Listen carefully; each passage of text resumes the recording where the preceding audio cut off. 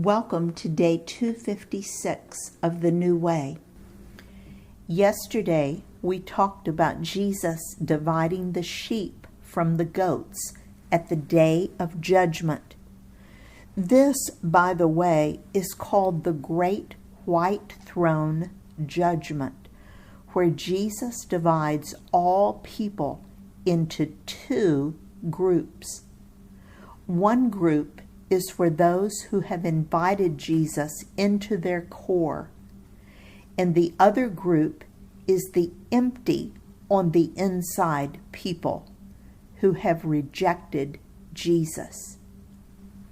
We've talked about the division being made based on Jesus' intimate familiarity with each individual person. Let's see what else Jesus tells us about this division. I'll read Matthew 25:35 through 40. Then the king will say to those on his right, "Come, you who are blessed by my Father, take your inheritance, the kingdom prepared for you since the creation of the world. For I was hungry, and you gave me something to eat. I was thirsty, and you gave me something to drink. I was a stranger, and you invited me in. I needed clothes, and you clothed me. I was sick, and you looked after me. I was in prison, and you came to visit me." Then the righteous will answer him, "Lord, when did we see you hungry and feed you, or thirsty and give you something to drink? When did we see you a stranger and invite you in, or needing clothes and clothe you? When did we see you sick or in prison and go to visit you?" The king will reply, "Truly I tell you, whatever you did for one of the least of these brothers and sisters of mine, you did for me."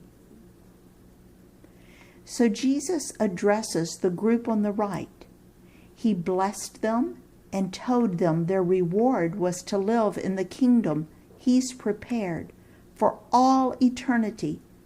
And he thanked them for feeding him and clothing him and caring for him. They were surprised because they didn't remember seeing Jesus as they served and loved other people. Isn't that neat? Now, what I want you to see is that when you become transformed into a new creation with the Holy Spirit living inside of you and controlling yourself, then you will accomplish things on earth that will be rewarded in heaven without even knowing it. When you are kind to someone, Jesus says you are being kind to him. When you play fairly or stand up for what is right, when you are honoring to your parents, when you show respect to your boss or teacher, etc., etc., etc., you will be rewarded for all of these things as if you did it to Jesus.